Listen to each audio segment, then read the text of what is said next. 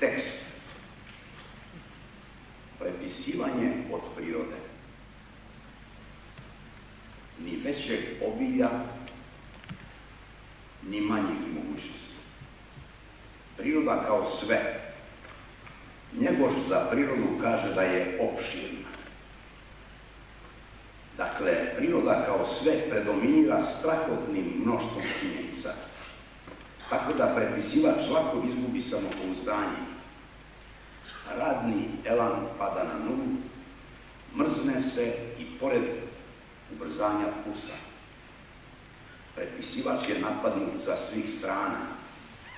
Već posle prve rečenice osjeća da ga priroda usisava, žvaće, vali, a zatim izbacuje u jakim hlorofilnim mlazovima. Lovac je zaštićen kibeljom olovine. Vodi ga pas skoncentrisan isključivo na vonj divljači. I pas je zaštićen aurom tog vonja, inače ne bi izdržao. I zemljoradnici su se zaštitili. Orač prati brazdu, seljač seme, štiti ideja o koristi. Skupljač puževa nije prepisivač, kao ni skupljač lekovitog pilja. Oni su profesionalci, štiti ih oskudno znanje. Pesnik je prepisivač, filozof je prepisivač, filozof pesnik. Oni su nezaštićeni. Uvek sam ih video kao puževe golače u sve prožimajućoj svetlosti podneva. Prepisivati od prirode nije isto što i prepisivati iz knjiga. Ako pišeš knjigu, moraš prepisivati i od prirode i iz knjiga. Ti ništa nemaš. Moraš sve prepisati. Pisanje je prepisivanje postojećeg napisanog. Samo pogreške koje načiniš prilikom prepisivanja, a one su neminovna, tvoje su i imaš pravo da ih autorizuješ i pokazuješ na sajmovima taštine. Ako si umislio da si napisao nešto samo svoje, moraš napustiti i prirodu i biblioteku, tada je već kasno i već je vreme spati.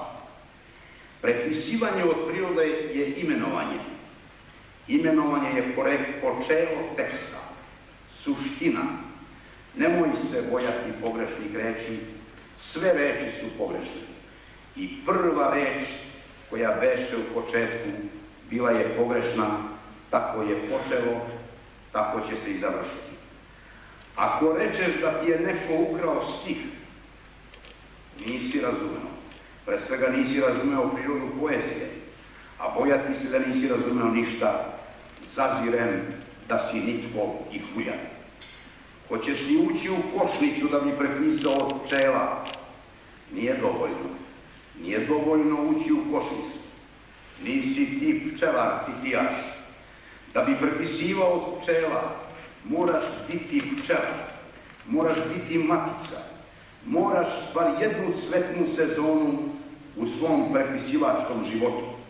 Tako je pisano piscu teksta. Dakle, iz, a ne o, iz sveta, a ne o svete. Umetnost nije opis, nego progovor bića.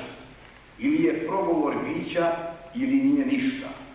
Opis prirode nikad ne može biti savršen kao priroda. On ide po površini, a priroda je sve iznutra, u čudu nevidljivo. Moraš ući u to čudo, moraš pasti u nevidljivo, jer ne bi li otud nešto izneo da nam se pokažeš.